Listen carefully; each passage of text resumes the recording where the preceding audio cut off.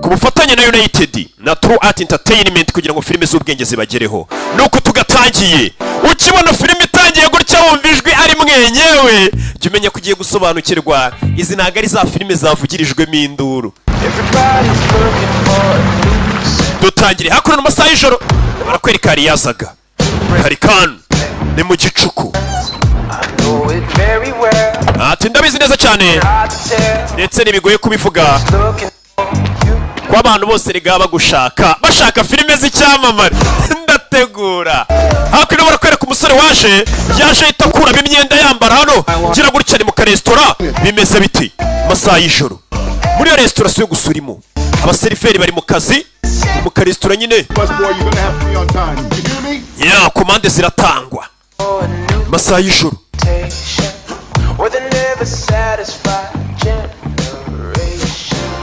umukobwa ari masaha y'ijoro kudutangiye filime yacu amaze kuvayo asaha kunino mu gicuku no mu service cyo ni igifaransa zano kumbe ari umukiriya wasinzire menya komande yatinze we Niko we musore icyuki gisinziriye icyuki cy'umusaza wagize umunsi ukomeye yego dusobanura ijambo kurinda ubundi tukimanukira uri kwiga ibiki ni umusore nta birenze ni sociological theory bisa nkaho binesheje ibyo ari kwiga corporate empirical analysis. Urabona iyo bigeze kuba umuntu yanononsura ibyo bintu wiga ni ibintu bitoroshye baraseka. Can I get you anything else? Hari ikindi kintu ukeneye kumbe bidatinze umuseriveri na wa musore bari kumwe yewe ga abaseriveri Adam honey umva akaruhuko bari bamaye kararangiye kumbe yari masaha y'akaruhuko reka nsubire guseriva mu masaha y'akaruhuko araza akaba kumwe n'umusore mu modoka mbega abaseriveri b'iyi minsi sheri jure kiro gukora amajoro rero birakenewe sheri tugomba kugerageza tukareba ko twagumisha umutwe wacu hejuru y'amazi kugeza urangije kwiga mbega umukobwa kuri igishoboka cyose kugira ngo we n'uyu musore barebe ko babaho bivuze ngo uyu mukobwa n'uyu musore n'ubundi basanzwe babana n'abasheri umva we banza urangize kwiga ushaka akazi nanjye mbone gusubira ku ishuri ni couple nyine banyi umwe arakora undi akiga ati nurangiza kwiga uzashaka akazi none nanjye nsubire ku ishuri no gufatanya mu gihe umwe abavuga ati njye nkeneye umugabo wanyishyurira amashuri ndagukunda nanjye ndagukunda ni couple yikunda riri hano umusore ni Adam umukobwa we sinzi amazina numvisha amwita ngo hani nimba ari ibiki dore kandi imico mibi umva urabizi reka ngende boss atamerera nabi umukobwa n'umuseriveri basubiramo indani mu karesitora mu masaha y'akaruhuko sheri we yaje kumusura ni Adam basubiramo indani bafayo andariye n'andi mafaranga fagasi burayafite gusubiramo indani yumva byakomeye kumbe ari igisambo cyatatse iduka Nyagasani mumenyere murama amafaranga Nyagasani bikangamo igisambo cyatatse akaresitora cyashaka amafaranga usora gufatira hano ipanu gufatira ipanu hano umereza amafaranga yandi asigaye katuri shiri cicika usura itacaho uyarareba usora vayo mu karesitora shiri wakoramo hari igisambo cyatatse no gufunga umwuka ndamukubita ipanu tu umukobwa arareba ari kureberamo hano katurere mwana mu mundi mafaranga agiye kandi pano usora aramwambara pano ku mutwe dangerous lies ko bakisi ni ikinyoma kibi cyane cyase bya binyoma bibi cyane byaje umukiro uri muri resitora twakwita nk'intwari yatumye batiba kano karesitora ibi byose umusore batangiye kumutakagiza abandi babashaka views hano hirya mu karesitora kari Nyamirambo rero umuntu yaje aratabara ibyo byose nibyo twabonye tuwakubiswe ipanu agomba kujya muri gereza ariko nyuma yuko avuye kwa muganga yoroheye ibikomere bamuteye ku mutwe barakwereka hashize amezi nibyo bibaye amezi anashize barakwereka amezi anashize uriya musore mu karesitora ke yari yasuyemo sheri we ibyo yakoze twabibonye hashize amezi ane biriya bintu bibaye bwarakeye barakwereka hashize iminsi amezi ane ntabwo ari ikintu cyoroshye mwe muri kwirebera filime mutuje nta n'igitima kibi hakuno barakwereka wa mukobwa yaje yakurino uyu niyo twanatangiranye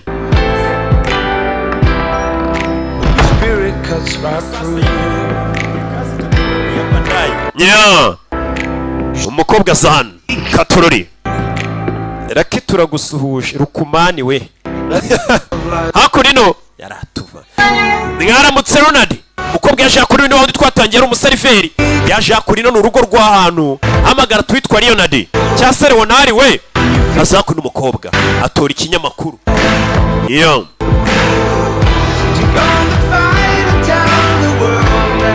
umukobwa dore urugo ni rwiza inzu ni nziza mu nceri nta message nshyashya umukobwa yabyukiye mu rugo rw'ahantu arangije aza guteka icyayi amaze guteka ibyo ateka n'urugo rw'umukire uyu mukobwa kuva kera ni umuseriveri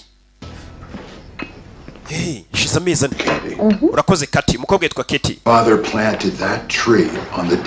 kiriya giti papa wanjye yagiteye umunsi navukiye hashize imyaka 88 bagiteye. When I was a boy, people would say my mother had a green thumb. The show place. I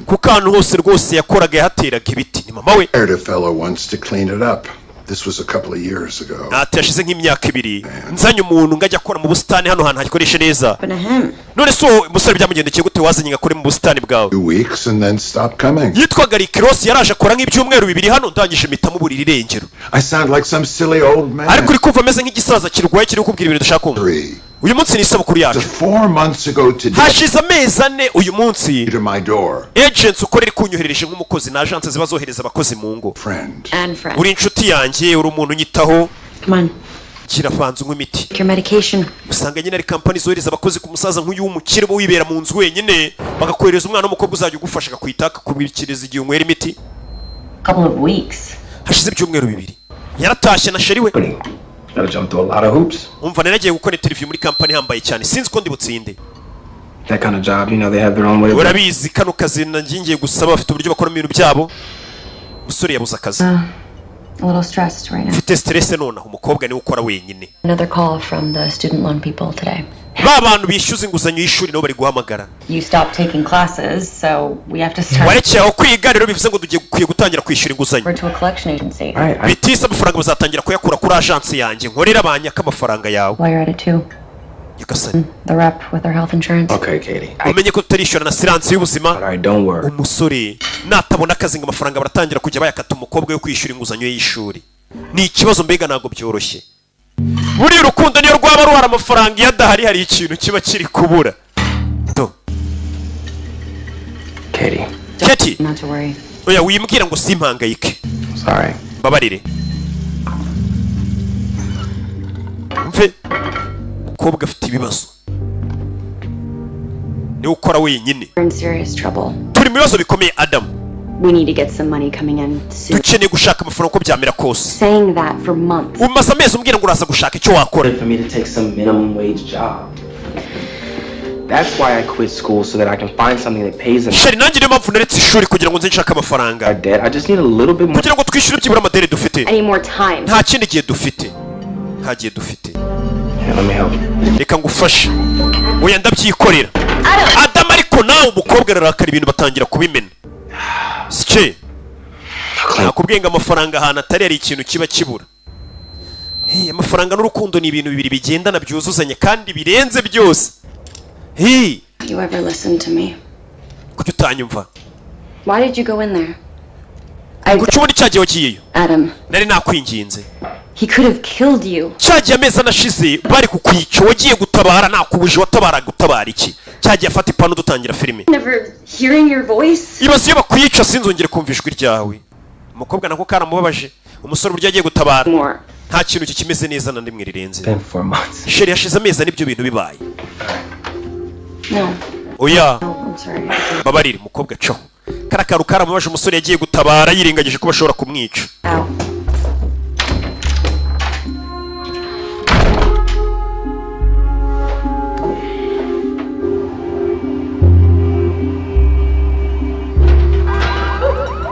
Yeah. Who's there?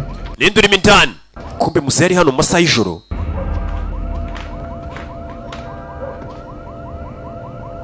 Wa musaza Leonard twabonye umukobwa akorera ku manywa yarabyutse n'ikibando cye. Kurikire filime.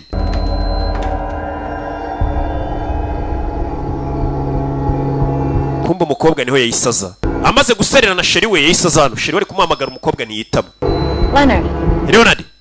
Oh, it's you. Ni weho? Katie. Katie. What are you doing? Urakurikirana? You were asleep. Natekereje kusinziriye. Came here to think. Nari nshano kwicara ngo ntekereze.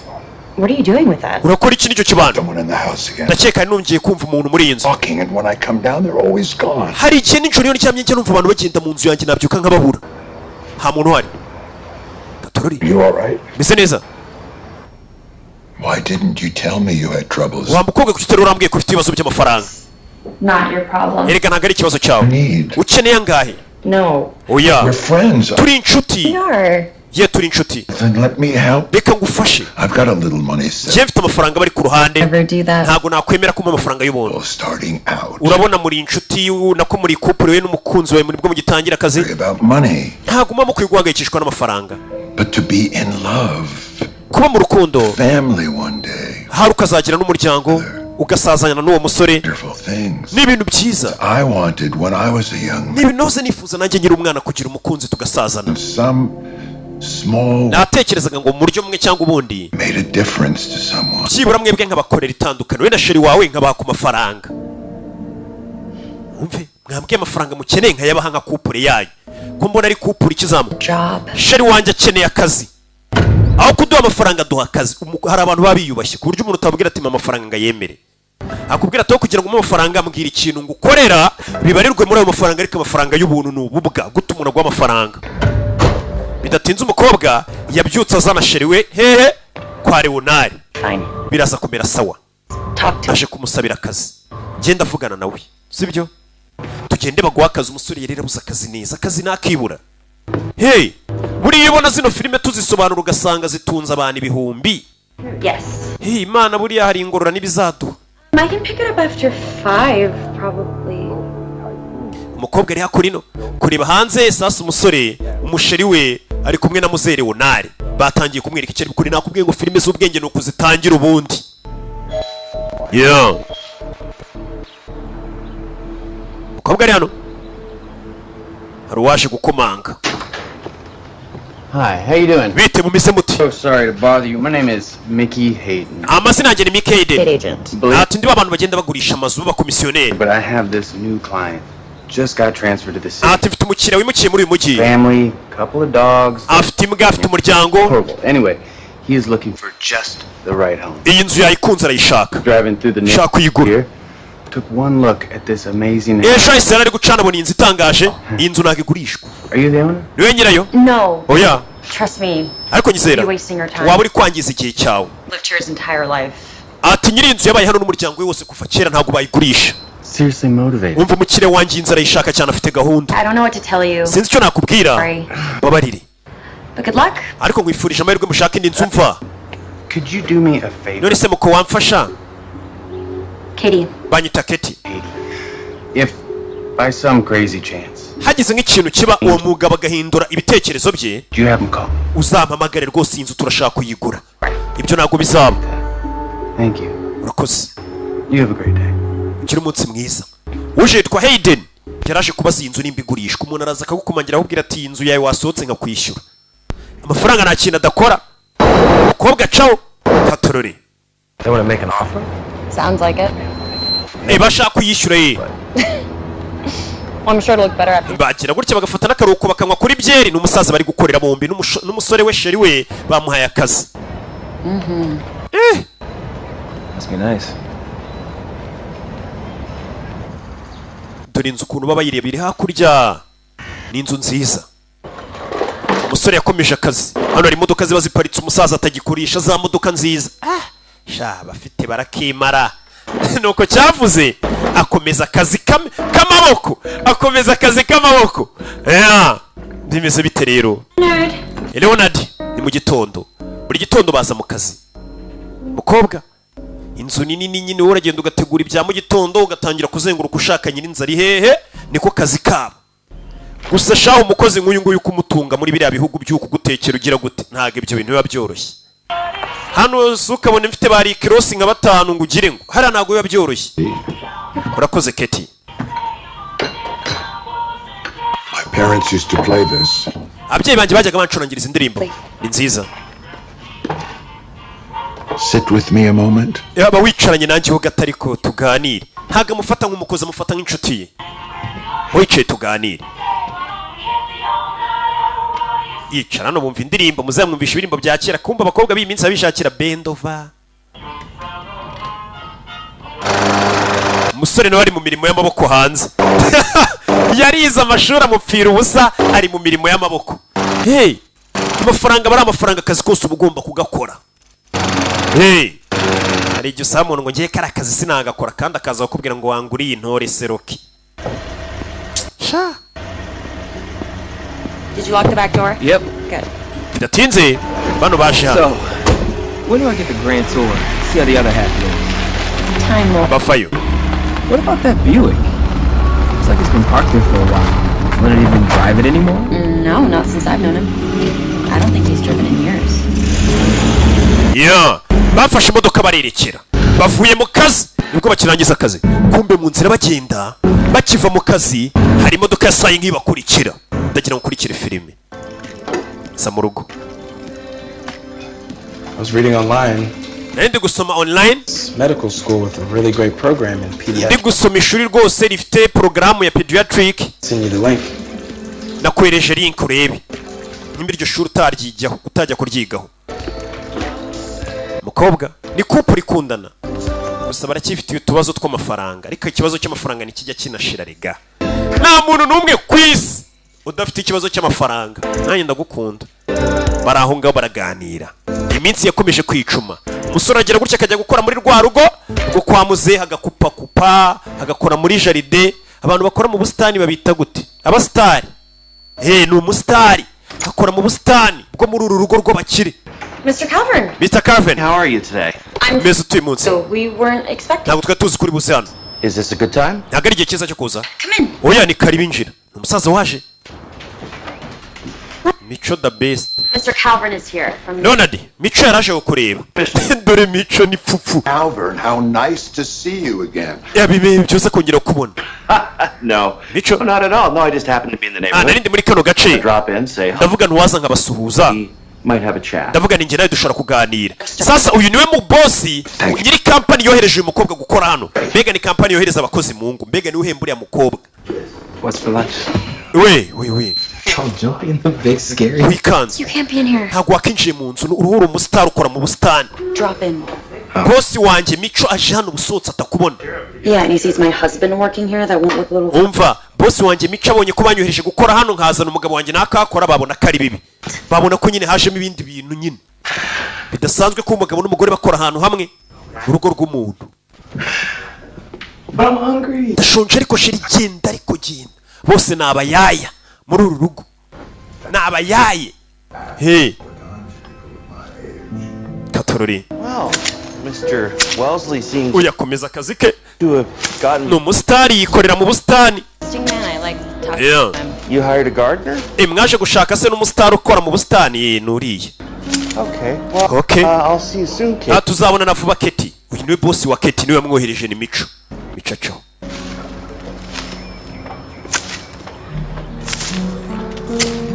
Komeza.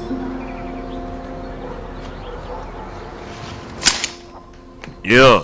Bidatinze barakwereka boss yaje gusinya sheke hano. Sinya sheke maze gusinya sheke ashyira muri envelope hano. Umukobwa saa sita zano two kurya akamwitaho. I especially care for our Mr. Calvin. Why not? He keeps asking all these questions. Uriya mugabo Mico ariko boss we kuki bavuye hano. Up to make you look bad. Akumbaza ibintu byinshi ashaka ko nkubona nabi. Care of you. That's all. Well, don't you Icyo cyo nuko nkwitaho. told him I couldn't get along without. Icyo mbwiye Mico boss mubwiye ko ntabasha kubaho nagufite. Ahita mwishyura gukubita sheke kwezi kukirangira atimanukire. Baramuhembye. Bidatinze feri ya mbere baje yakorino. Nta nubona handitse ATM ubwo baje kuri banki. Agasheke barakabahaye. Sheke iri hano. Kumbe kuri basheke iriho miliyoni 7. Adam. Ibi ni biki? Imana Nyagasani sheke azanye kuri banki yawe na boss ye arabona iriho. Did you get a raise? Mani barakuzamuye se? Oya ibihumbi 17 na by'idolari. I said something to Leonard. Hari amagambo nabwiye boss wanjye Leonard yerekeranye natwe. Uravuga iki? I told him we're broke. Namubwiye ko njye nawe tudafite amafaranga. Christ, Katie. Yesu Kristo Katie. Waneje boss wawe. Personal, don't you think? Ibyo bari hagati yanjye nawe ariko. You were being a jerk and wari kwitwara nk'umuswa icyo gihe nyene umuntu tuvugana.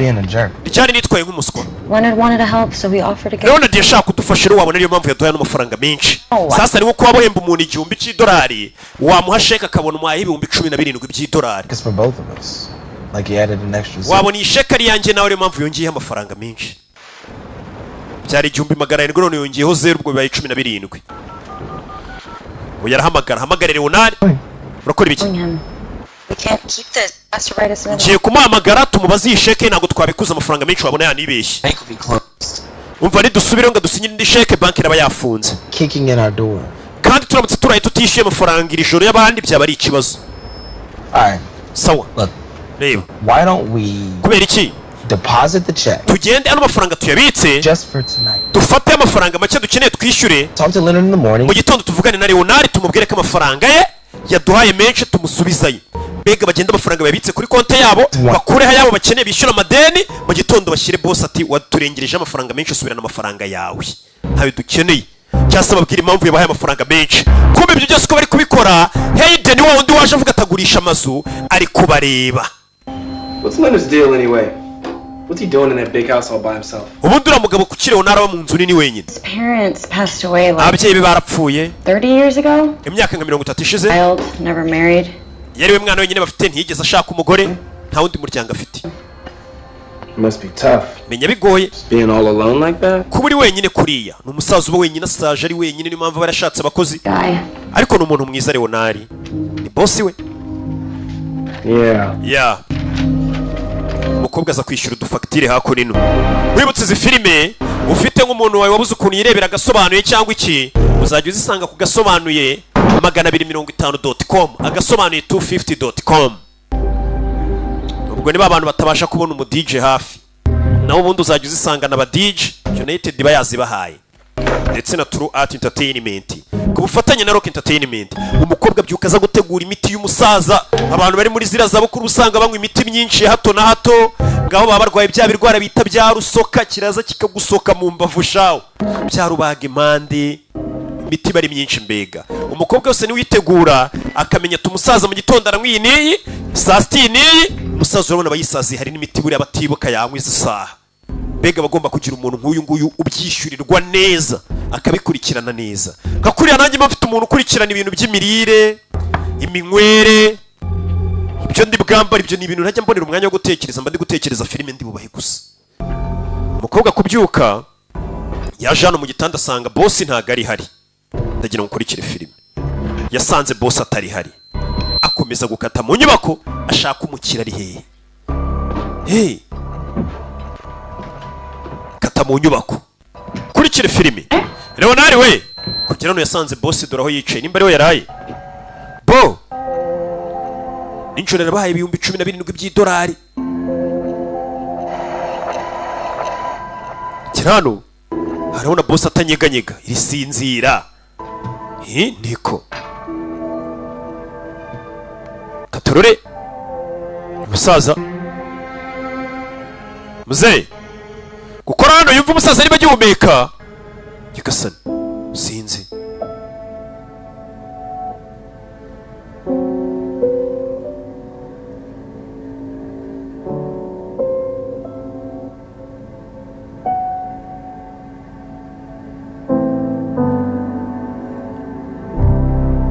Hey yakoze ku musaza arikanga menya umusaza ibyo bitagenze neza. Yakoze ku musaza yumva ntari kuvuga bimeze bite rero. Umukobwa yaje kwicara nararira menya umusaza yapfuye. I'm sorry. Wihangane yaje kurira umusaza yapfuye nta muryango yagiraga. What was he doing up here in the attic? ubundi yakoraga iki hano hejuru wenyine yajyaga aza hano hejuru rimwe na rimwe akumva indirimbo za kera old records twakara hanyuze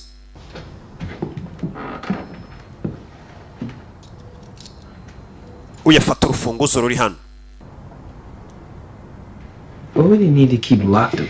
kubera icyo uyu musaza yaza yakifungirana hano hejuru Sasu yatangira kubitekereza uyu musaza wazaga kwifungirana nyirinzu yapfuye uyu kureba hanabona igisanduku kira kurikira filime Adam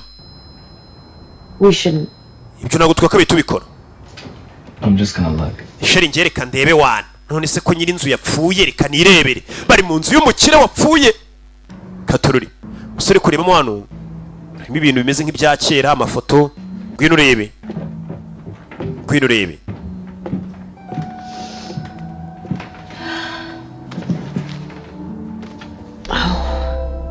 yeah Who's she? uyu ninde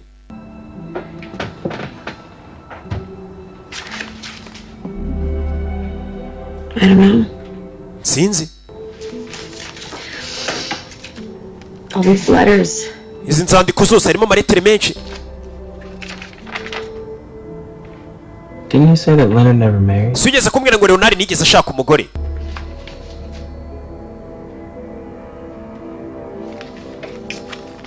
We shouldn't do this. Binago twakabaye tubikora. Let's go.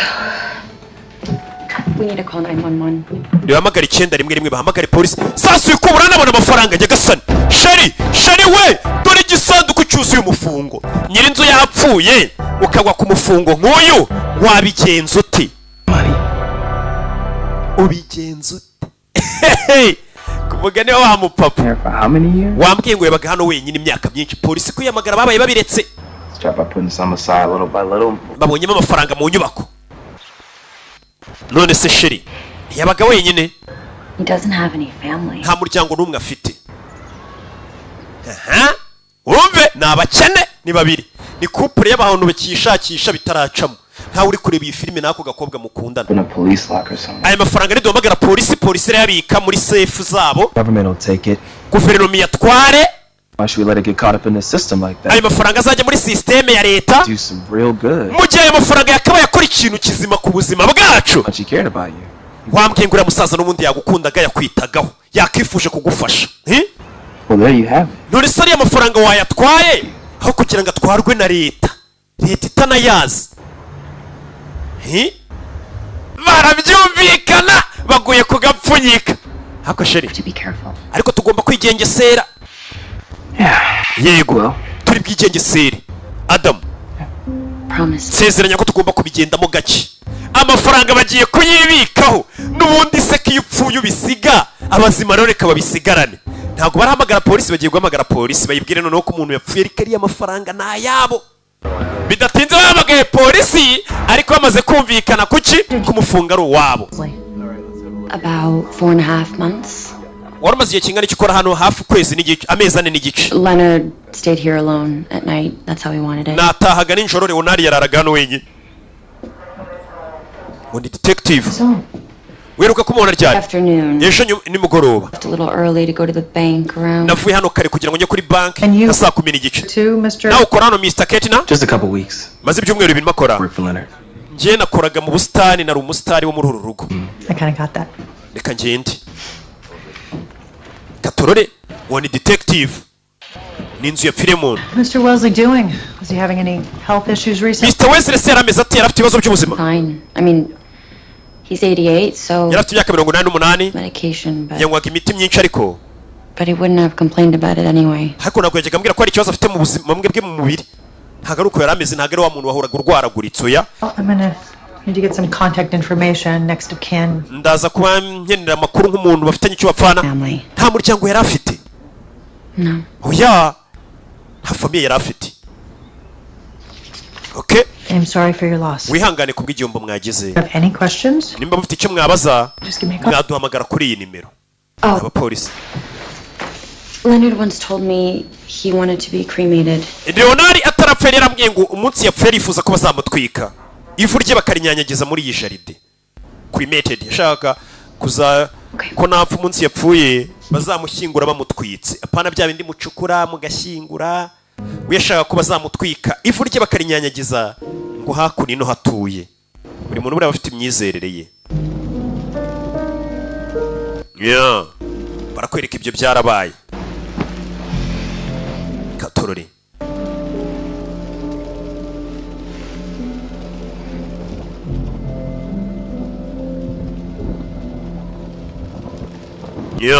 umusore ntiyasinziriye wibuke hari amafaranga babonye muri iriya nyubako bidatinze bwarakeye mu gitondo ugiye he I have to talk to Mr. Calvern to get my name back on the list. Ngiye kuvugana na Mico niwe boss wanjye ndebe ko izina ryanjye barishyira kuri list y'abantu bagomba gukomeza akazi banshakira akazi ahandi Because that's what I should do now that I don't have a job. Kurabona nta kazi mfite ngomba kubwira ba boss banjye bakanshakira kandi kazi About that job soon, maybe you should start looking again too.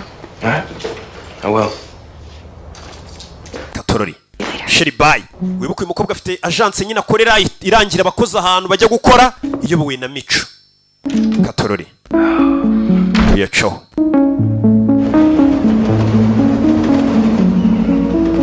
mukobwa vayo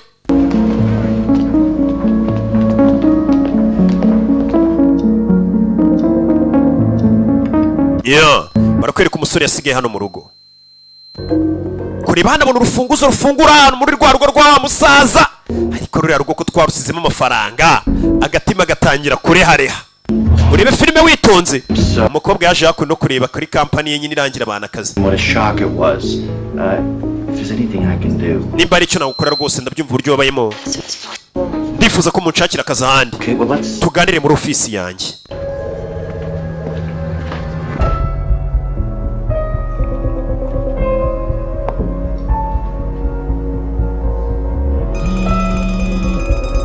baje hano Hello? Speaking. Sorry.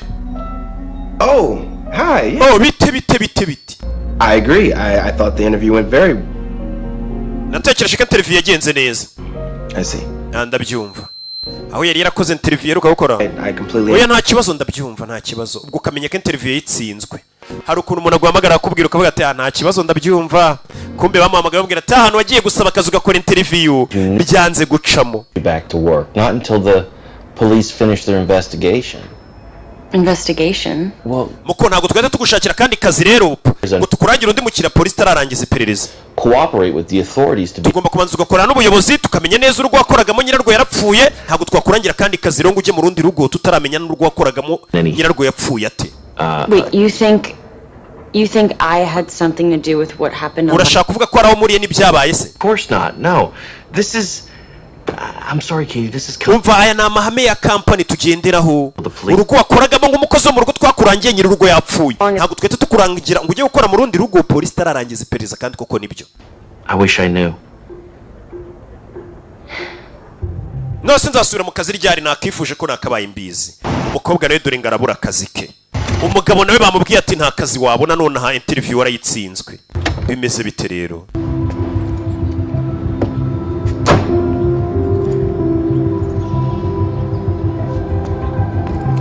Katorore umusore icyo yakoze nta kinda kimara kumva ko bamukatiye ku kazi yahise aza hakunino.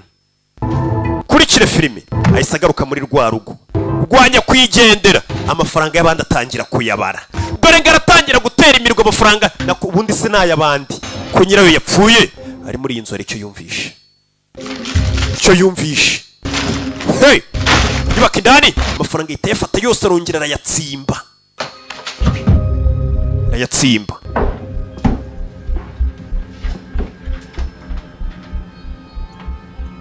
Arayatsimba ari mu nyubako yagarutse mu rugo rwa musaza nyakwigendera.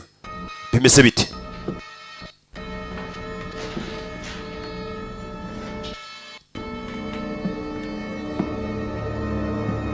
Hey!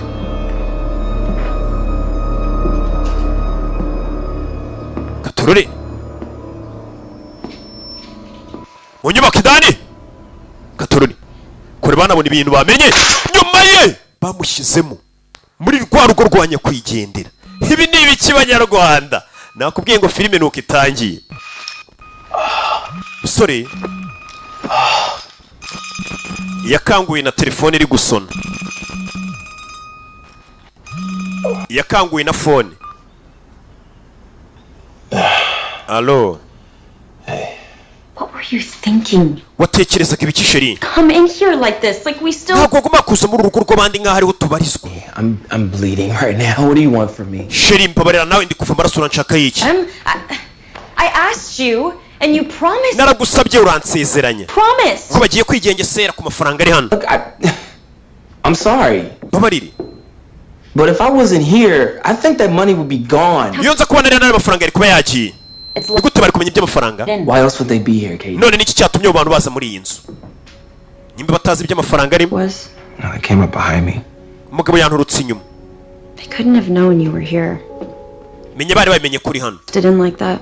I heard the glass break, that's why I came down. Je numvishe ikirahure kimeneka mitamanuka hasi, nsanga umuryango urafunguye. Was a bad sign that you should get out? Cyari kimenyetso cyiza cyo kwita usohoka mu nzu. No, I was waking up. Bahise bangubita ikintu ku mutwe nongeye gukanguka ndyamye hasi nkanguye na telefone. You never should have been here. Ntabwo wakabaye waje mu rugo rw'abandi sheri. Almost 100 grand. Hano hari ibihumbi bisaga ijana sheri. Ibihumbi bisaga ijana. You counted it? Wanayabaze? Counted to 92. Nabaze ibihumbi 92 narenga n'imisago. Hey, mukobwa yumva ni menshi ibihumbi 100 by'idolari, ayo mafaranga yaguhindurira ubuzima. Waba uri mu Rwanda uri muri Amerika. Sorry she is that the hiring committee decided to go another way. Whatever the hell that means. Bahise baza kuyabara bitonze. Told you such assholes. I'm just sick of being poor. Ndambiye kuba umukene sheri. Ndi guhamagara ku kazi aho nkoze interview ntibicamo. Ndambiye kuba umukene. Who got in here? Maybe somebody that did some work on the house. Wabona hari nk'umuntu ugeze gukora akazi hano wari wagarutse? You talked about hiring a gardener. Leonard twigeze kuvuga na boss wanjye ambwira ko bigeze guha akazi umuntu ukora mu bustani. Well, whoever it was, I don't think it was a coincidence. Uwari wese waje hano ntabwo nkeka ko ari ibintu byahuriranye. And figure the house would be empty. Cyangwa bamenye ko inzu birimo ubusa nta muntu ubuyirimo. But maybe you're right. Haravuga ukuri. Maybe they didn't know about the money. They probably just wanted to get in and get out. Ahari wabona abantu bari binjiye ngo icyo bonye cyose bari cyo basohokana batazi ibyaye amafaranga arimo indani. What if they come back? Ese ni bagaruka. Alright, Katorore. Bidatinze bwarakeye. Araho bahise baza. Bakimara kuvuga ati yashobora kugira umuntu ugaruka hano muri iyi nzu. Icyo bakoze ni iki? Thank you. Bahise baza hano. Hari twa safe deposit box usanga ari nka bank ari kwigwa ikintu ugenda ukabikamo amafaranga yawe.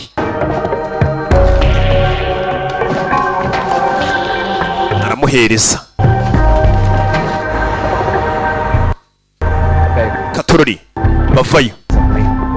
Alright. Yeah. Kumbe hari ukomeje kubacunga Hayden. Uyaje uvuga ngo ni umukomisiyoneri ukomeje kubacunga. Katorori. Hey. Bacaho.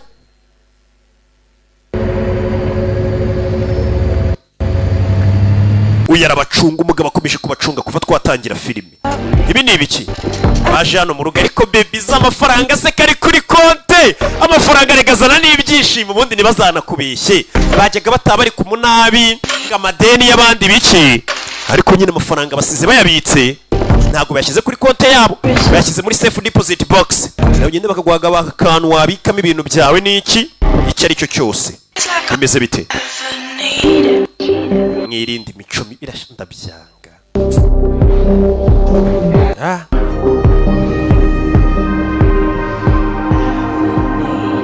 Yeah. Ibyo byarabaye.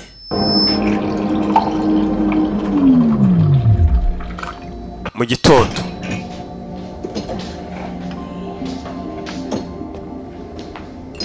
Sheravai. Morning. Mwaramutse. Making you coffee. Ndigukorera agakawa. Miss Franklin, this is Detective Chesler. Mrs. Franklin, Detective Chesler. Would you give me a call when you get this message? Nubona iyi message umamagare wa mu detective wakoze iperereza. Yaramuhamagaye. arabyutsa amuhamagara bahise baza kuri polisi igitaraganya bimeze bite Sorry to keep you waiting. Thanks for coming in. Detective, hey, is there a problem? Detective, hari ikibazo? Back here. Reka tuganirire inyuma hariya Katorori. Mr. Wellesley ever mention a will? Ese Mr. Wesley yaba yarigeze Leonard Wesley yaba yarigeze avuga ibyo gusigira umuntu imitungo ye yari wenyine Rich old man living alone, no heir. Mukire nk'uriba wenyine nta muntu azasigira imitungo.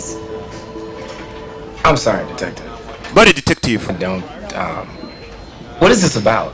Ibyose ni byiki? Well, you said that Mr. Wellesley asked to be waratubwiye ngo Mr. Wesley yari yarakubwiye ko ashaka ko bazamutwika bakamutwika napfa umurambo we bakawutwika.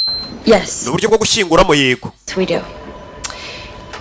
Without a family and no nta muryango yari afite nta n'uwazasigira amafaranga. Comes who bears the cost. None amafaranga yo gushyingura ninde uri buyatange?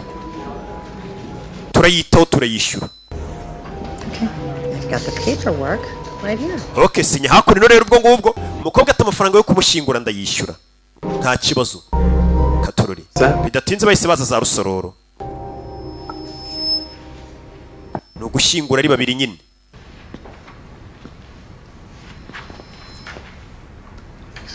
Baje kungoma. For Leonard. Kubwa Leonard wapfuye Leonari ni musehe. Baje kumushyingura ari babiri ryo gushyingura umuntu si ngombwa guca igikuba. Doesn't feel right.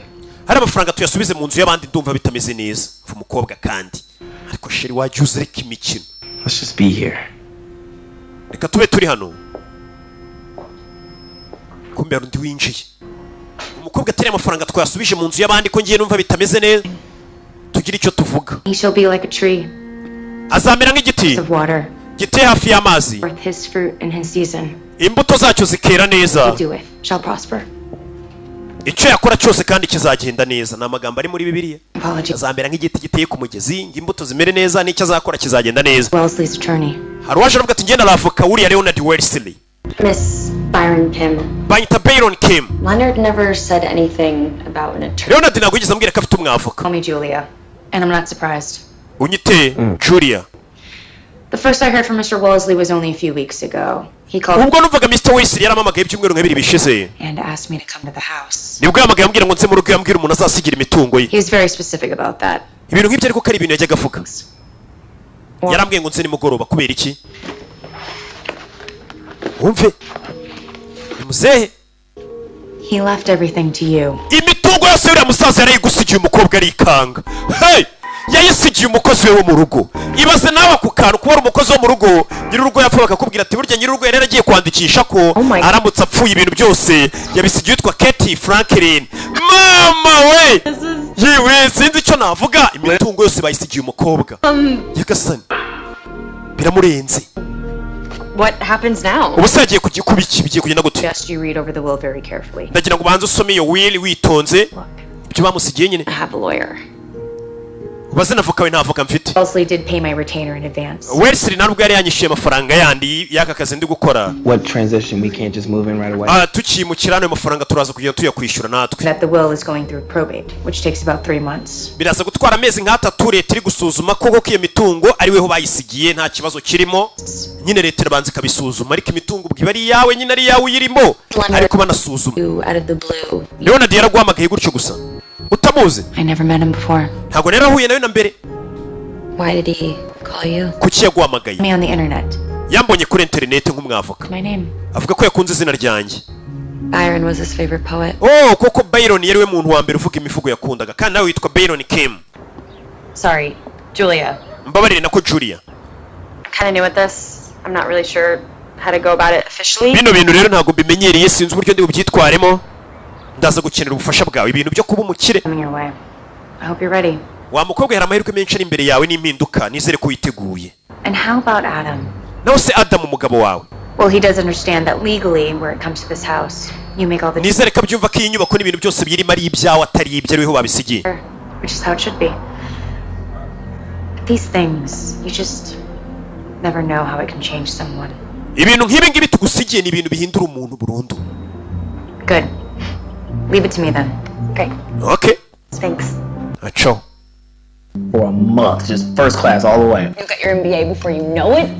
bidatinze baje kuganira urabizi ngomba kuhita njya kwiga nkarangiza amashuri yanjye umusore ashaka gukomeza kwiga umusore ukunda kwiga Loans, just wipe the slate. Kwishyura amadeni yose ibintu byose mbega tumaze kwishyura tumere neza baje kwicara mu rugo basigiye umukobwa inzu ni nini ibintu utavunikiye noneho reba inzu bamusigiye buriya ni bya bindi bavuga ngo avoka y'imbwa imanuka ihiye iyo ni imigani ya kinyarwanda baje kunywa byeri mu nzu itari iyabo bararya baricaye ariko we avoka y'imbwa imanuka ihiye reba inzu basigiye umwana w'umukobwa muto reba n'ababyeyi be bari baramugejeje ku isi gusa ngo niwo mugabane bamuhaye baje kwiganirira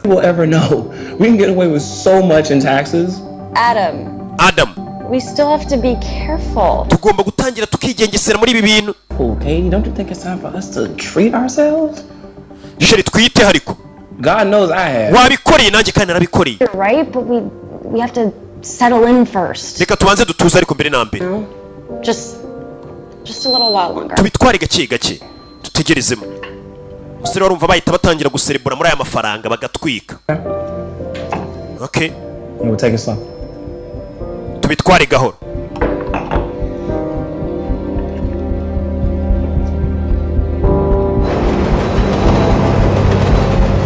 I'll call the movers, see how soon we can get them over here. bidatinze kumbe tugaruke hakurino What? It's our stuff. We've had it since we got married. Yeah, well, here, we'll keep the pictures and some of those books. And baje gupakira ibintu byabo bimuke nta gutinda muri ka kavumo bakodeshaga k'amafuti bari batarubaka sibyo giti baje hakurino Hello? Yeah, that was 5 months ago. Yeah, ibyo byabaye amezi atanu ashize. Who was it who called you? Natanze na statement kuri polisi. You said to talk to someone at the front desk. Bambwiye ngo nzano mvugane n'umuntu nsanga hano ari wese. Mr. kuri polisi. Everything okay? Says somebody. Mr. Keti byose bimesawa. Detective. What's this regarding? Ngo umuntu amubwiye ngo naze kuri polisi atange statement. They robbed the Smile Diner, killed somebody. Ati muri Smile Diner na restaurant kitwa gutyo higeze gukubitwa umuntu. Ndi gutabara yaraje kwiba. I kind of stopped the guy. You did? Yeah, that situation. Umusore naramuhagaritse koko. Wife was working that night, so. Umugore wanjye niwe yakoraga ijoro nari ndiyo. I was there too. Yeah, but what I don't understand is you already have the guy locked up. Why do they need Icyo numva ku kimwe amagaye hano kandi muzi ko umusore namukubise bakamufunga. What are you talking about? Uvuga biki? That guy from the diner, Ray Gaskin? Yeah. He's dead. Uwo musore twa Ray Gaskin yarapfuye. Wa undi yafashe bwa mbere dutangira filime. So who called me?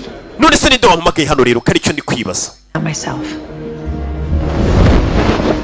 Ni cyo ari kwibaza.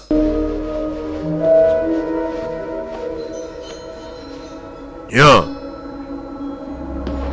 Uyafayo.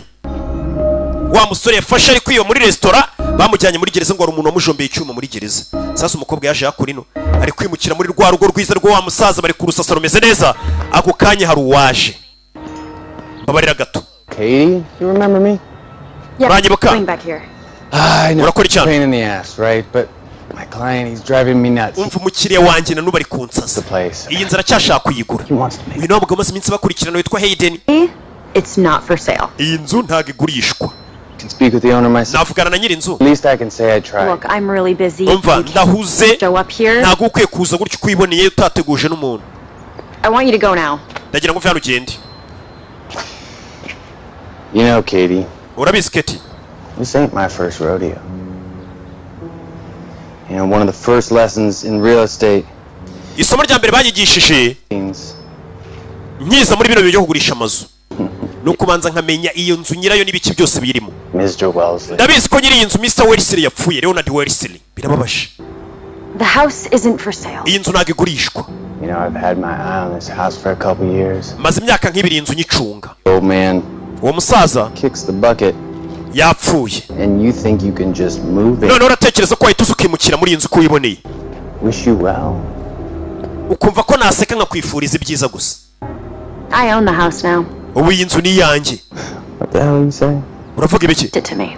Leonard yayinsigiye ajya gupfa. As well, I can prove it. Mfite ibimenyetso narayisigiye mfite wili yiri hariya. I can make a new will that says it belongs. Umva ibyo byose n'umuntu yagenda akabikora atanze 5,000 bakamukorera ibipapuro by'ibihimbano by'uko inzu bayimusigiye. More questions? I suggest you talk to her. In the meantime, mfite avoka wanjye nutavana ugenda umuvugishe. Bitisa nutamvira mu butaka n'imitungo yanjye ndahamagara polisi. Well, I guess guess I'll see you around. Okay, tuze gusubira. Hey! Acho. Ni ikigabo gikomeje kubagendaho. It's not how it sounded. Yasanga gukinisha naga ariko numvaga bimeze. Forging the will. Babe, trust me. Yanambwiraga ko nahimbye ibipapuro mimbano kugira ngo nsigana n'inzu. Maybe I should talk to Julia. The lawyer? Urakwiye kuvugana navuga kubera iki? Hayden tries to make trouble. Mugira mugabo Hayden yabashatse gututeza ibibazo yavugana nawe. I don't know, but it's like she said. We don't want any surprises right now. Ntago dushaka ibintu byadutungura muri kano kanya. This guy is just pissed off. Forget about him. Come on. Mwibagirwa hano umusore. New house. We should celebrate. Reka ducelebrate dore inzu bayidusigiye n'ijoro ryo bagiye kurara muri yanzu y'abakire. Yanzu yambaye cyane umukobwa bayimusigiye. Nakubwiye ngo vuka yimbwa imanuka ihiye. We can think of something. Hari ikintu nangiye gutekerezaho baby. Mico mibi gusa. Let me take a shower first. Reka mbanze nje koga ndumva mfite. I'll be right out. Ndaje kanoge. Sike. Nari bitu. Amaherezo y'inzira. Hakurino. Mukobwa kugirana buni isaha ihenze. Isaha regenzura yireba ukayibona. Umugabo wanjye ko n'amafaranga turatangira gukora isaha yikuye. What is this? Ibi ni ibiki? My old one stopped working. Ya saa yanjye ya mbere ntago yari igikora. Expensive. Ndabona ihenze. Waguze isaha ihenze. Knock off. Ni zimwe nziza nyine. Downtown. Nayiguze mu mujyi. Very convincing. Umve. Musore yatangiye gukora ku dufaranga kandi baravuze ngo we bitonze bagendemo gake. Witonze. Musore yatangiye gukora ku mafaranga atabwiye umukobwa akajya kugura ibintu bihenze. Yeah. Bwarakeye. Barakwereka detective ari hano. Yaje kuri ya Smile Dinner. Ni ya restaurant wa mukobwa yakoragamo mbere dutangira season yacu. Yaje muri iyi restaurant. Tangira kuneka. Iyi restaurant byagenze gute? Hari uwayikubitiyemo wari waje kuyiba. Igitangira umusore wacu Adamu yaramukubise. Uwo bakubise bakajya gufunga ngageze muri gereza ejo bundi hari umuntu umujombye ibyuma arapfa. Detective atangiye gukora iperereza rye. Hakurino. Yaje bano baracyari kwimuka. Detective. Came at a bad time. No, you're fine. Menye mu gihe kibo ya ni sawa ibintu namahoro. Let's go in somewhere? Yeah, we're moving actually. Turi kwimukira mu nzu ya Leonard. Leonard's house. Mu nzu ya Leonard? As in Mr. Wellesley? Mr. Wellesley mu gihe kwimukira mu nzu ye. Getting used to the idea myself. Nanjye igitekerezo sindakiyumvisha. Leonard left it to me in his will. Leonard yansigiye imitungo ye. Yakasani. That is a very nice house. Iriya nzu ni nziza cyane pe. It is. Congratulations. Felicitation rwose nimba baragusigiye imitungo ubumeze nk'utomboye muri loto. What do they call it? Harya babyita gute? A windfall.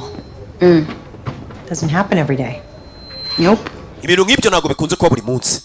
Umuntu wamusigira imitungo. Not to mention it. What? The will, and all. When we spoke. Ubwo twavuganaga mbere kutabimbwiye ko bagusigiye imitungo. No, I didn't know about it until after the service. His lawyer. Nanjye sinari mbizi mpaka tuvuye kumushyingura nibwo avoka we yaje. Yeah, it was. I would love to see the look on your face. You know, when you worked there for, what did you say, 4 months? Why are you here, detective? Detective wundi kubera icyo uri hano. I was hoping to speak with your husband. Nari nshaka kuvugana n'umugabo wawe ubundi. Well, maybe you can help me. Ahari wamfasha. Wondering. Urabona nibazaga. Tonight at that place, the Smile Diner. Ryashoro rwakoraga muri ya restaurant wari wakoze. Umugabo wawe buri munsi yarasanzwe aza kugutwara. You up before. Mbere yajyaga asanzwe aza kugutwara nyine akagucyura. Right. But was it a set thing? Like was it every night? Was it certain nights? Yazaga buri joro se cyari rimwe na rimwe. How did he nagari buri joro that night? Kubera iki iryo joro yari ahari rya joro habayeho ubujura meza nashize. Called him to pick me up. Naramuhamagaye ngo aza mfate. Came early to study. Aza kare abayigira muri restaurant. Oh, well, you ought to play the lottery, Katie. You're a very lucky woman. Umugore munyamahirwe. Does this have anything to do with the fact that the police called Adam? Yes, sir. Byabihuriye no kuba polisi umunsi yamagaye Adam ngo ajye gutanga statement kuri kira gisambo. Ntabwo yakubwiye umugabo wawe? Police never called Adam. Aba polisi nagero bahamagaye Adam No, I was Adam hari nimero yamuhamagaye yajya kuri polisi. down in the station. Bamuhamagaye turi kumwe ngo najye kuri polisi. There's no record of any calls. Nanjye nasuzumye ariko nta nimero ya polisi igeze amaguru amusore ngo naze kuri polisi. Tuzi uwamuhamagaye ninde ngo najye kuri polisi. There for no reason. Well, maybe they had a reason. Maybe it's just not the one you think. Ahari wabona bamuhamagaye barafite impamvu yabo. Take care now. Uyiteho Katorori.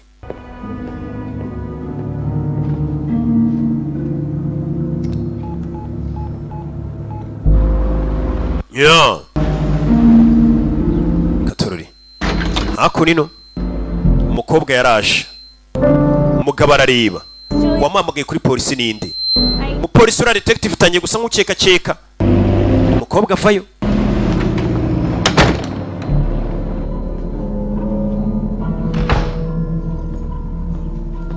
Katie? Katie. What does she want? Yashakaga iki? I called her, actually. Ninjye wamuhamagaye. And what'd you tell her? Wamubwiye ngo iki? Nothing. Ntacyo. That's not how it looked. Ntago ari uko nabonaga bimeze. All of a sudden. Well, maybe if you'd been here, maybe if you'd answered your phone. We agreed. Twaremeranije sheri. We decided that you were not going to talk to her. Ko njye nawe nta muntu tugomba kongera kuvugisha. Niwe wabihisemo ariko ubwo sinjye. Ni wa mwavoka. Lately. Umaze iminsi ariho uhitamo ibintu ufata ibyemezo sinjye ufata ibyemezo. What are you talking about? Uravuga ibiki? Why didn't you tell me that it wasn't the police who called? Kuki utambwiye ko atari polisi yaguhamagaye kare? Else who made sure you went down there, right? Hari undi muntu waguhamagara gukinisha ujya kuri polisi. Ninde abikubwiye? Detective Chesler dropped by. Detective Chesler yanyuzeho. And she was asking a lot of questions. Ndetse yambaje ibibazo byinshi cyane byerekeranye nawe. What happened the night of the diner? N'ibyabaye muri rya joro kuri ya restaurant dutangira filime. Adam ni ibiki? How should I know? Nabimenye gute? Ninde waguhamagaye nyine? Ninde wakoresha kuri polisi simbizi? My bad, I was going to tell you about it. It's a whole lot of... Nikosa ryanjye kuba nabikubwiye kare. What other stuff? I think I'm being followed. Ndakeka amaze iminsi nkurikirwa. What? Kuki? Kind of had the feeling before. N'ibyumviro nigeze ngira mbere. Round. Uyu munsi nende kuzenguruka ntwaye imodoka. Kept seeing the same car. Mbona imodoka imwe yankurikiye. Go to the bank? Come on, we said that we would not do that. No bullshit. Just tell me, did you go to the bank today? Uyu munsi wabagiye kuri banki. Take money out. I noticed. Hari amafaranga kweho. Oya nahise mbona umuntu umeze nk'uwankurikiye. Wouldn't be a good idea, just in case. Ndavuga ni ntabwo cyaba ari igitekerezo cyiza ngiye muri banki, ntabwo ninjiye muri banki. Watching you. Look, maybe I'm just paranoid. Cyangwa hari nataye umutwe nta muntu wankurikiye. I don't know. You got sent down to the police station, Adam. Adam bagombaga ngo ujye kuri polisi. That way, Hayden shows up. Sigara n'ujyenyine Hayden nibwo yaje agerageza kuntera ubwoba. What's that? Why is he here? Kubera iki Hayden ubundi akomeje kuzana. Wabona hari icyazi. I warned you. Nari nagwaye gasopo. Nakuburiye. Katorori. Hakurino. Telefone. Chesler. Detective Chesler. Tom. You did. Wabikoze? Great. Kiza cyane. Great. Okay. Detective nagiryamye komeje kwibaza ku bintu byinshi. Bano babashinzwe iperereza bakora iperereza. Just from the last 4 or 5 months. We're looking for any checks drawn on an account from a Leonard Wells. Ndagira ngo murebe kuri konti ya Leonard Westler amafaranga yaba yaravuyeho ajya kuri konti y'undi muntu. It's Kate Franklin. Kate Franklin. Amafaranga yaba yarabikuje. Wibuke Kate Franklin yari sheki yigeze guhabwa n'uriya musaza w'ibihumbi 17 n'amafaranga menshi. See what you got on the husband too. It's a different last name. Murebe no ku mugabo we. It's an Adam Kettner with yitwa Adam Kettner. Nawe murebe musuzume murebe bimeze biti. Thanks. Muze kumamagara utangiye kubaneka. Gake gake. Katorore.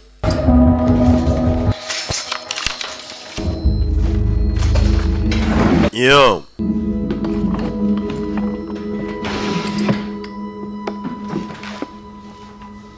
What are you looking for? Urashaka iki? Leonard didn't just stash that money. Leonard ntabwo yapfuye gufatira amafaranga yabike muri iyi nzu gusa. Your reason. Hajyane kuri konti. Ashobora kuba ari impamvu.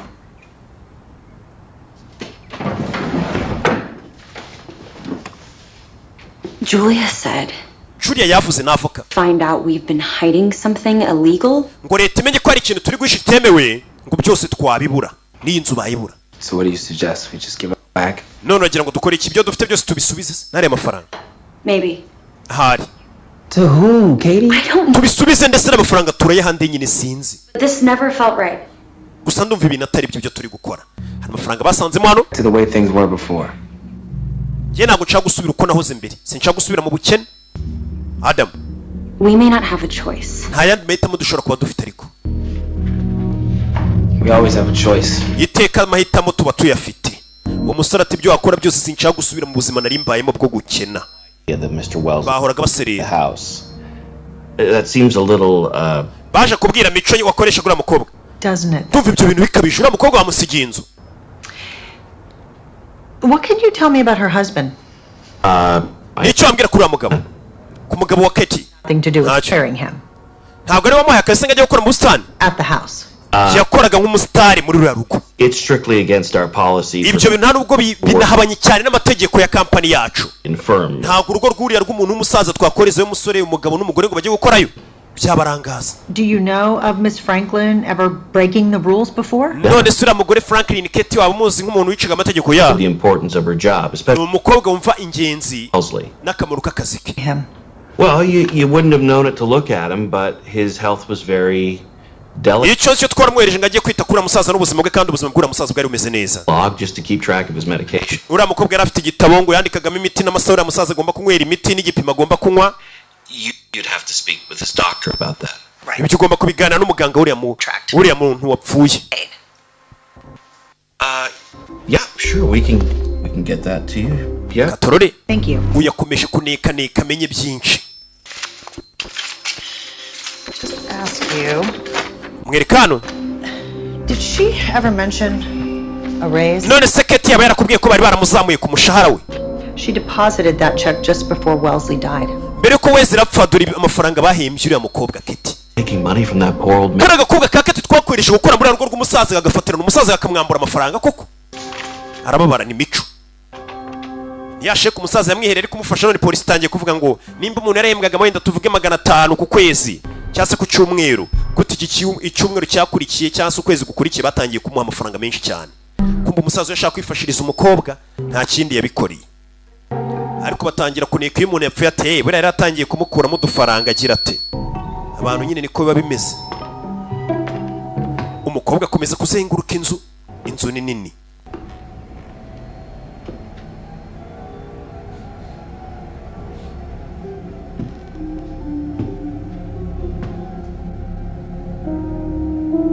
Yeah.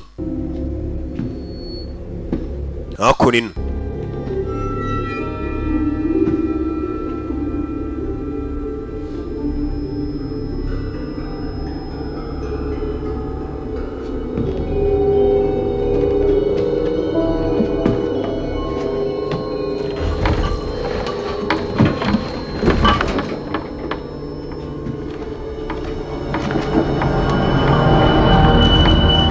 Hey!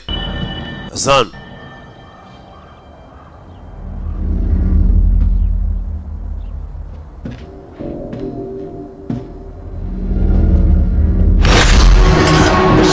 Kwa kugera hano Nyagasani rwa gakoco niko bayita gakoco kamwe gafata imbeba ari isuri. Zano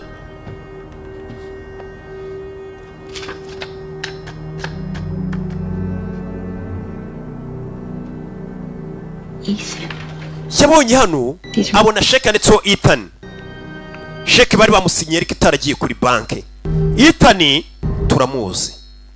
No bigeze kutubwira ngo bigeze guhakaza ngaza kore mu bustani bw'uyu musaza agakora ibyumweru 2 gusa gakaburirwa irengero umusaza ntiyamenye irengero rye. Bimeze bite?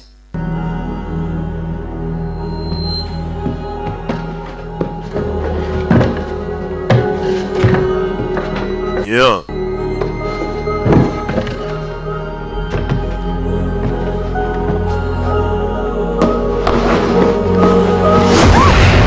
Hey! Hasi. Yabonye igikapu hano. Diyama. Hari n'umurambo mu nyubako. Hari umurambo mu nyubako wari ufite igikapu ndetse haguye diyama. Baje kwicara iyi nzira cyafite amayobera menshi. Babonyemo na diyama. I think I know who that is. Ndakeye kuri murambo nzinyiraho.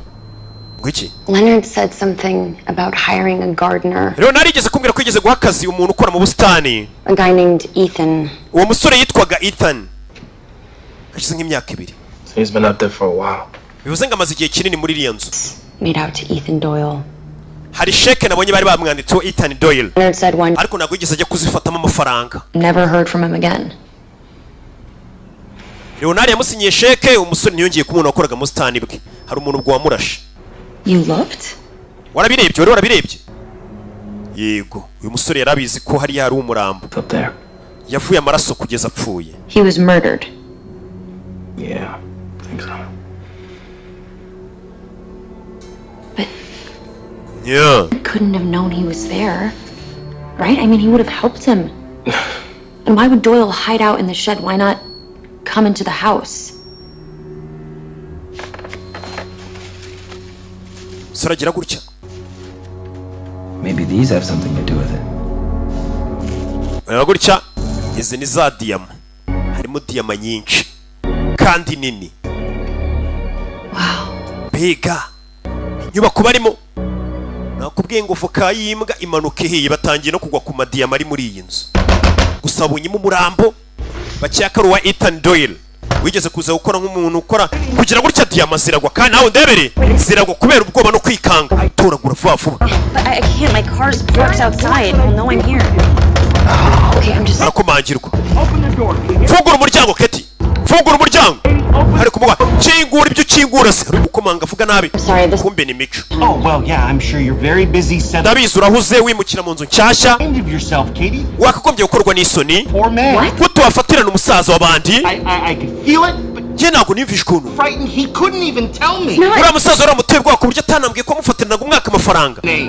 Ntago natuma wangiza izina rya kampani yanjye. Ndahamagara polisi genda wagisaza we. Sasa nyiri kampani urumva yanababaye. Haravuga ati uyu mukobwa twamwereje gukora mu rugo rw'ahantu nk'umukozi ntago wahita wimvisha ukuntu umuntu yagiye bakamusigira inzu n'imitungo yose barabasigaye banamuhimba n'amafaranga menshi wavuga ati buri hari uburyo yafatiranaga mu musaza cyase banirwanagaho nuko mwese muhita mutekereza ati birageze mu rugo atangira gukarangira umusaza dore diyama mu nyubako. Hey, bakennye bahoranaga ibibazo naho batangiye kubonera ibintu ibibazo birahari. Ibibazo byo kwisimenya bitazashira we. Hey, sasa umukobwa yaje yako natangira kureba imituri ya musaza yanywaga. Yitonze tangira gukurikirana imiti umusaza yanywaga ni myinshi kandi umukobwa yari yabyandikaga ku ruhande igipimo umusaza agomba kunywa akantu ku kandi. Sasa kureba uyu muturi hano kubera icyo uyu muti utuzuye. Uyu muti kubera icyo tuzuye. Tangira kureba mu ikayi. Areba uyu musaza yiruka kunywa ryari ese yanyweye igipimo kingana iki. Ibintu byo guha imiti myiza uriya musaza no kino igipimo cyayo ni ibintu umukobwa yitagaho cyane ndetse akanabyandika. Katie. Hey Katie. Katie. Bisa nkaho umusaza yanyweye imiti myinshi ukuntu. Can you hear me? Hi, sorry, I was making tea. Mbabarire. You want some? Ne ukora icyayi. I got your present. Ufite impano. A new phone? Telefone cyashya. Yeah. Yego. Twe iyanjye ni yawe. Figure the way that things. Duhindure na nimero ibintu bitangiye kuba bibi twese duhindura ama nimero. Musore.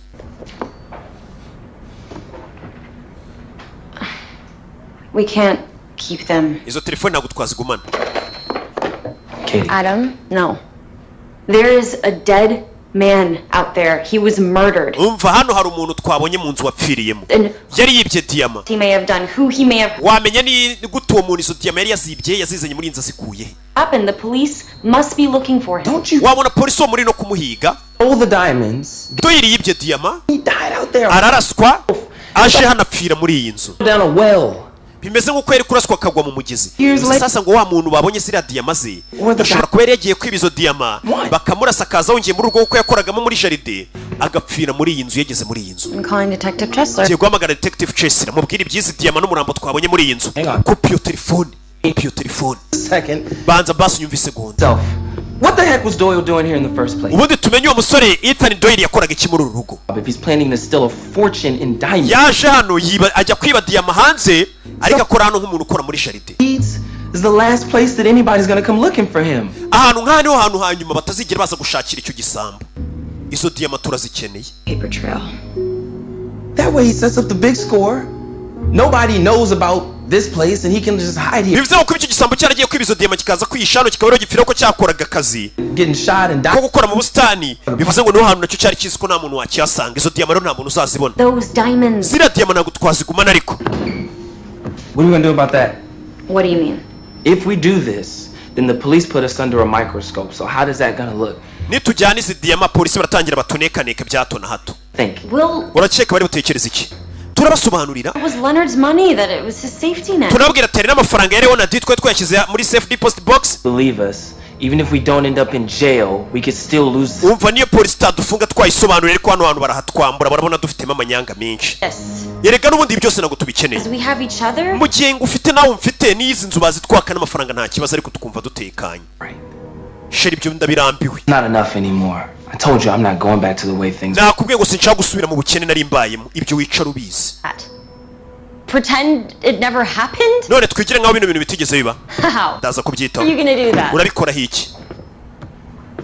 This house belongs to us now. Ubu ni yacu. Our future. Na hazaza hacu. Gonna let anybody take that away from. Ntabwo natuma inzu hari umuntu uzanga yitwake. Ibyo bintu uvuga ngo ugiye kuri polisi kuvuga ngo wabonye umurambo mu nzu na diyama. Ubyibagirwe. Iyi ni inzu yacu na hazaza hacu. Iyi ni inzu umuntu wese muri Amerika ataba afite. Bifitwe n'abantu bake n'umuvunya bazi. Ibi ndaza kubyitaho. Katorori. Musore ati sinshaka gusubira mu bukene wa mukobwa wo bwari bungejeje ndahazi. Nirirwa njya mu ma interview banuka. Namara gusohoka ubu diplome bakabuca.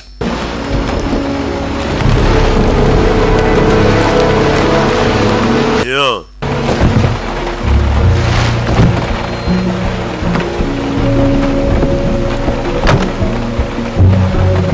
Katorori hakurino.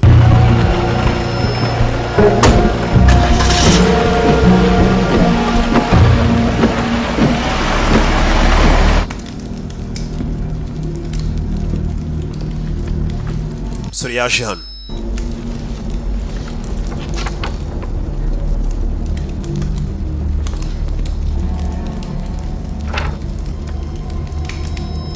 Hey! Nta kuryama. Nibyo yatangiye gutwika. Umukobwa arumva yifitiyemo n'ubwoba. Musore byo yatangiye gutwika. Atangira gutwika na ya sheke ya Ethan Doyle bari bamuhenga agiye kubikuza wa muntu wakoraga mu bustani hano. Ariwe wari wagiye akaniba diyama hanze akaza gahungira hano. Na sheke barayitwika batazamenya ko uwo muntu yigeze agera na hano. Ubwo bibe diyama bibe inzu n'ibindi byose biyirimo ni ibyabo. Byo gusubira mu bukene nta bihari. Umukobwa aryamye muri iryo joro. What are you doing? Urakora ibiki? Cicika. Hari umuntu uri mu nzu yacu. Where did you get that? Iyo mbunda yikuye hehe? Umuntu uri mu nzu umusore yamwumvishe. Hey! Uri mu nyubako? Katorori. Umuntu uri mu nyubako. Adam. Nufa uri. Duhamagara 911 duhamagare polisi hari umuntu uri mu nyubako. Hari uwabinjiranye. Bimeze bita umusore n'imbunda yikuye hehe? Hari mu nyubako yabo. Katorori. Ninde? Waje. Yakigurano. Nufa uri. Kombe ni mico ari wagarutse nijoro bakoreshaga umukobwa. Dore ngo baramukanga akamanuka nabi. Yamanutse nabi akubita umutwe hasi dora amaraso. Sinzera ko warokoka.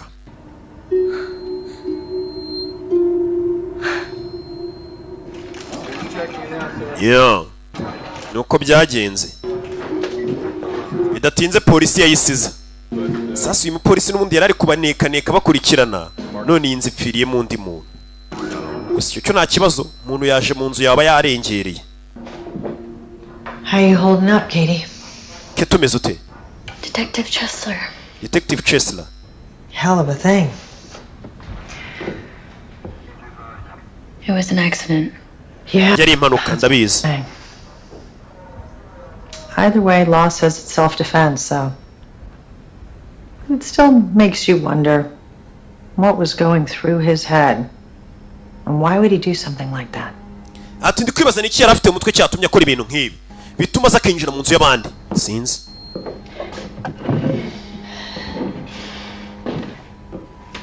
Something had to set him off. I know none of this is you, Katie. Kate, ndabizi ibintu byose ntago ari wowe. Ngwiki? Fine around here until Adam started. Ibintu byose mu rugo byari bimeze neza mpaka umugabo wawe Adam aje kwakora. Whatever is going on. Rero mbwira nibiki bijya mbere. It is you. I don't know what you're talking about. Uvuga simbizi. Problems. Baso byo ndabizi. As to people, I know about the big check that you deposited for Mr. Wells. Sibyerekeranye na sheke ni Mr. Wells rero yari yaguhaye. Katie, just listen for a second. Banzu nyumve. Because kubera ko could be that it was a loan. Maybe it was a shaka kwera inguzanyo cyangwa ari impano yari yaguhaye iriya sheke. In my shoes. The big ariko ndashaka kwishira umwanya wawe. How all of a sudden everything just drops in your lap. Sinibaza ukuntu byose byese biza bikakugwaho. Inzu old guy died in his sleep. Ati bari abantu bavuze ko bari abapima bapfuye kwira muntu yapfuye asinziriye. But it is not until after he's cremated. Tumaze kumutwika umurambo we. Nibwo wahise ubona ibipapuro bigaragaza ko yagusigiye inzu. Even have a body. Ubu ngubu nta n'umurambo dufite ngo dupime n'iki cyawishe. Die a natural death. Nta n'ubwo ngubu twakwemeza ko yapfuye urupfu rusanzwe. I tell you, it's starting to keep me up at night. I would never hurt Leonard. Umvura musaza ntago namubaza ntago mvuga weho iki. Has Adam ever mentioned anyone by the name of Gaskin? Ese Adam yaba yarigeze akubwira umitwa Ray Gaskin ngo wundi wibye muri ya restaurant batangira. I know that name. Iryo zina ndumva ndizi Ray Gaskin. Diner that night. Niwe wigeze gushaka kwiba muri ya restaurant akoragamo. At the university. Yanakoraga nanone nk'umupuranto muri re. Yanakoraga nk'umupuranto. Okay. It's a big school. Maybe they muri kigo umusheri wawe yigagamo. Wa muntu twatangiye yiba ngo yakoraga nk'umupuranto. Adam is going to screw up. It's Adam yinaraza kubyangiza. Don't let him take you down with him. You come to me.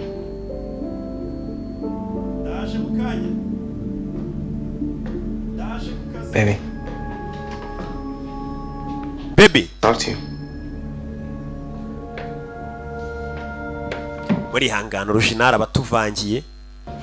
Original Dubai hariya mu Gatsata mu Madive. OG. Gusa umupolisi yatangiye gukeka uyu musore. Hell of a thing.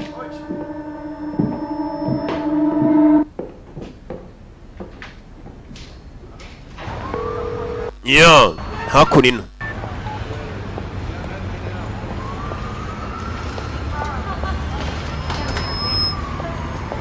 Katie, hey. Katie, hey, byarakeye yaje kureba avoka we. I've been trying to call you. My number's been. Nagerageje guhamagara. I need to talk to you. Nkeneye kuvugana nawe. Yeah, come upstairs. Okay. Ngwino hejuru. And this detective Chesler, do you believe her? None se detective Chesler wamwizeye? Anything to do with what happened at the Ese Adam hari icyo arawe yabahuriye n'ibyabaye muri ya restaurant rya joro. Nguko ngo rya joro baza kwiba, wari waje kwiba ngo yari umupuranto mu kigo. Uriya musore Adam yigagamo. Any issues? No. No. Nothing. If the police suspect that Adam had anything to do with his death, they're going to try to find a motive. They're going to try. Abapolisi nimba hari ikibazo cyabaye baraza kugerageza bashaka nk'impamvu yatumye byose biba icyabimuteye. Hated being poor. Icyo nzi cy'umusore mugabo wanjye yangaga kuba umukene. She's not going to waste any time. She's going to try to get away. Batangiye gusanga bakiye kuri musore nimba ariwe waba warishuriye musaza. You need to be asking yourself, will she find anything? Ahubwo yatangira wibaze niba baperereza hari icyo abapolisi bari buze kubabonaho cyangwa. You need to promise me. Ukeneye kunsezeranya. Promise me. Nsezeranya. That you'll help Adam too. Kuri buze gufasha n'umugabo wanjye Adam. Ati polisi banetse hari icyo yabasangana. Katorori. Kujya muri banke. It's gone. Kujya muri banke basanze amafaranga yose ntayakiriyo. Nyagasani. Hey. Honey. Adam must have taken it. That's what you found? Cash? Yeah. Almost $100,000 in the attic. Ati n'ibihumbi 100 twe twasanze muri attic. Hejuru mu nyubako. Amafaranga sasa ari hehe? The diamonds. Na diama twazisanze yabibwiye avoka kumubwiza ukuri. Bivuze ngo mwasanze diama mu nzu yanyu. The garage. Yego ahantu hameze nko mu garage mu nzu hasi. Hey. Does Adam have these diamonds? None sizo diama Adam nazara zifite? Yeah. Yego ni uzifite. You need to stop him. ukwiye kumuhagarika noneho umugabo wawe. Why? Kubera iki? He knows you suspect something. That's why he took the money. He's going to hari icyo yari yaketse niyo mpamvu yaje muri banki atwara amafaranga atakubwiye na diyama wabona agiye kubura akaguteza polisi. You need to find him. Bring him to the house and then call me. Genda ushaka umugabo wawe mujyane mu rugo nurangiza umpamagare. Hold off Detective Chess. Nauza tujyane. I don't want her serving the search warrant until we know Adam's in the house. Katorori. Ati gendure umugabo wawe wabona yafashe diyama n'aya mafaranga ko yakuye muri banki akaba agiye kugucika akaguteza polisi ugasigara mu bibazo wenyine. Abibwiye avoka we. Bimeze bite? Hako nino. Polisi. Hakuno. Barakwereka Detective Chesler. Detective yaje hako nino. Detective Johnson. Detective Johnson? Garbage truck was making. Hano dufite iki? This morning. All the men. How long's he been in there? Imodoka itwara imyanda mu gitondo yaduhamagaye. You beat him here. Damn. Why'd you call me? Kuki umpamagaye? It was a backpack next to the Vic. Inside we found an old lodger receipt. Ati twasanze agakapu karimo ibintu bimeze nk'amarisi. The address matches the name from one of your cases. Ndetse aderese ziraranga ahantu hameze nk'aho hari ikirego wari gukurikirana. Leonard Weissler. Katoroni. Uyu yaratashye. Bambwiye ati hamagara umugabo wawe. Gagita. Ni Keti. Come on, Adam. Pick up. Adam itaba Adamu ntagari kwitaba telefone ni sheri we.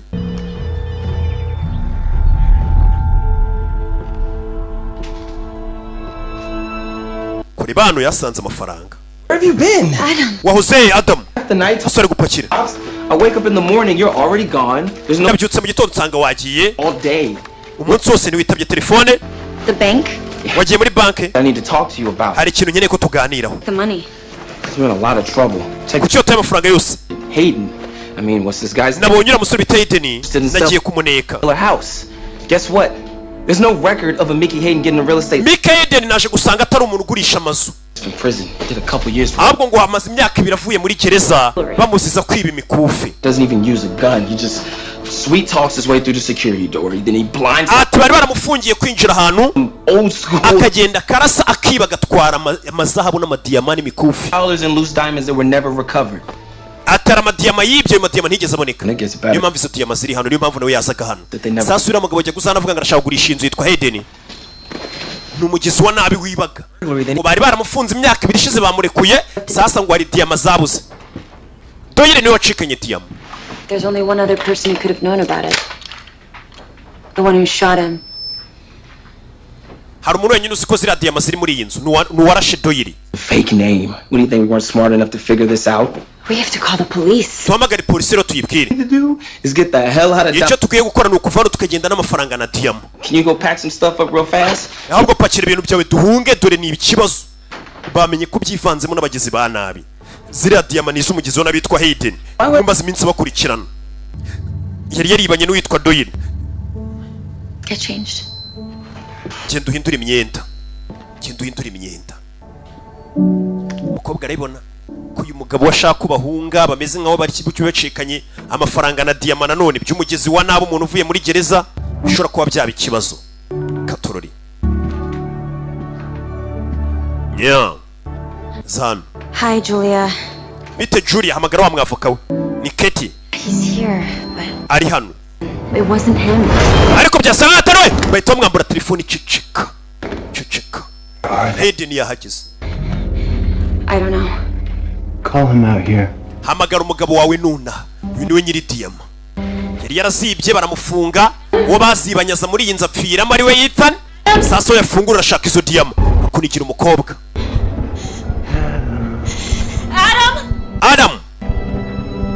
Adam we.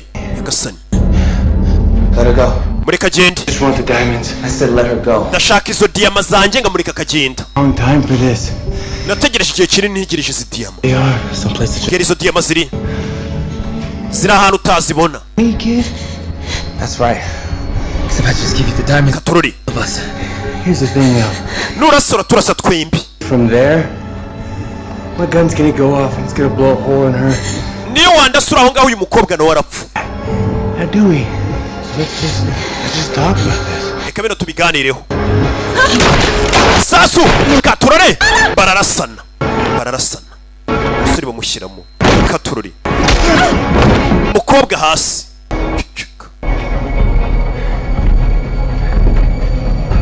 hey katurore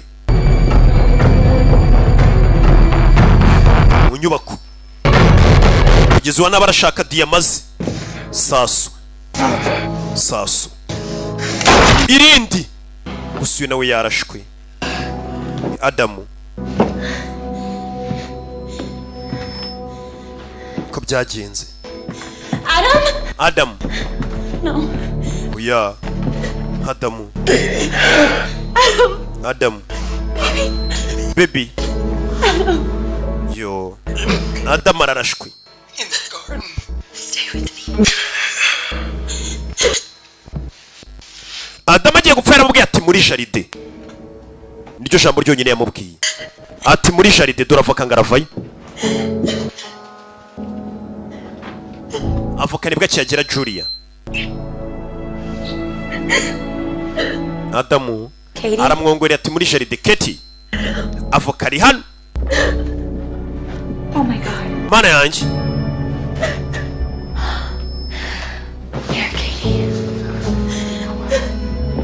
Katorori aza gufasha Here, sit. Icara Hey. Katie, listen. Katie nyumva We need to look for the diamonds before the police get here. Tugomba gushaka izo diyama mbere yuko polisi iza. It's the only way we can explain what happened without implicating. Nibwo buryo bwonyine twasobanuramo ko bino bintu babikugeretseho izo diyama atari izawe. Adam never would have hurt Leonard. Katie, the diamonds. Adamu ntabwo yari kubaza Leonard. Diyama ziri he? It was Hayden. Hayden niwe wabikoze.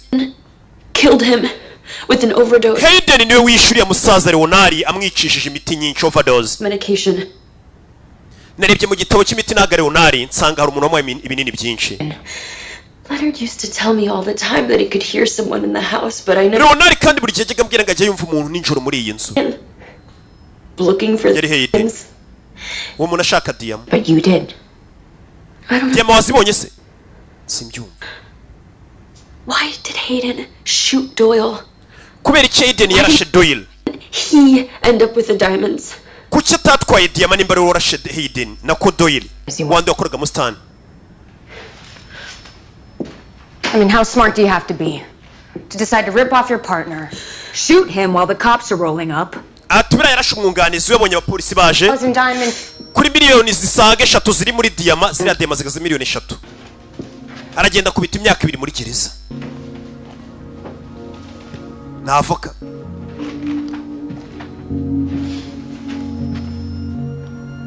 I never told you how much the diamonds are worth. Ntabwo nigeze nkubwira agaciro ka ziriya diyama ko zihagaze miliyoni 3 z'idolari wabimenye uti.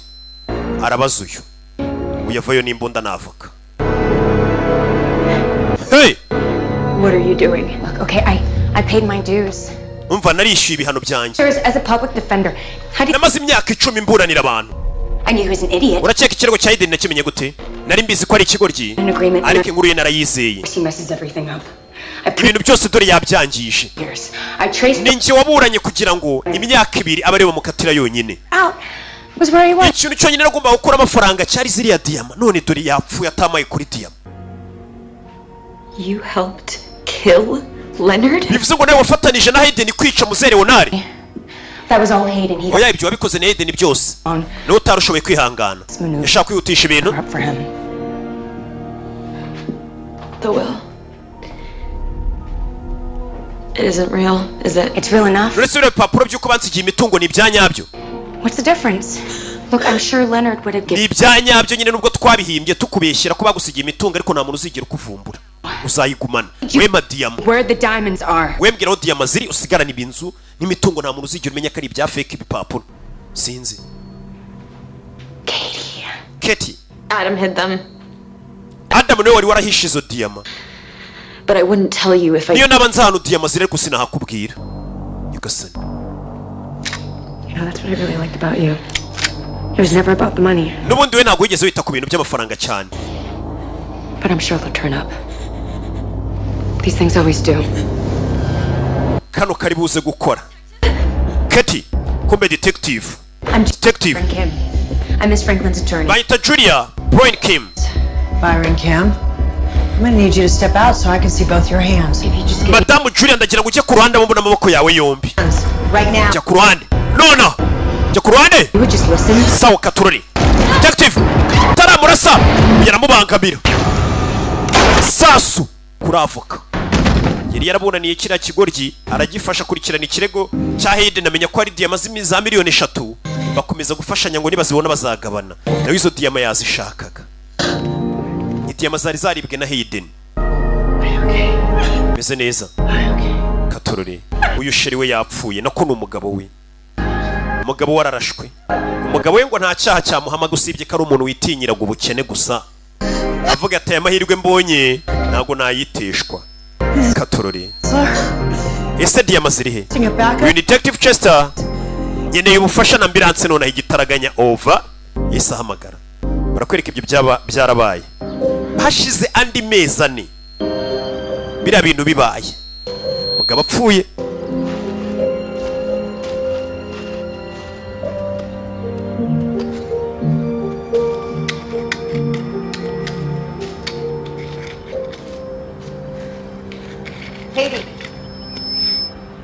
Katie, kumbe Katie barakwereka umugabo menye yarapfuye amuteye inda.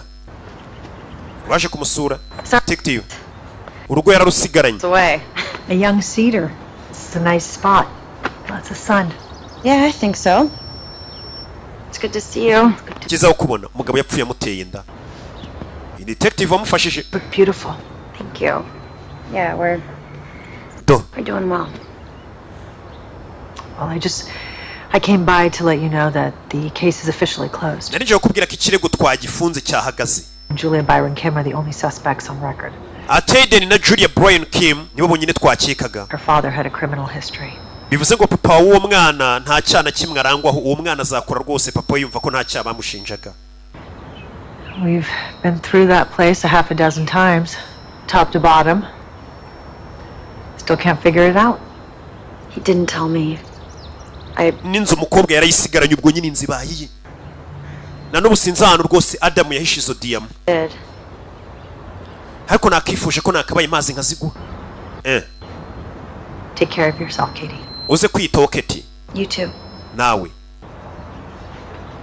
Sigaranye amafaranga diyama ntagazanuna n'ubu ngubu zihishe. Ntagahazi. Ikirego buno baragifunza yari yashize amezi 4 bagikurikirana ubu uyu mukobwa nta ngaru nta kibazo na kimwe inzu niye n'ibintu byose ameze neza nta kibazo. Gusa yasigaye atwite.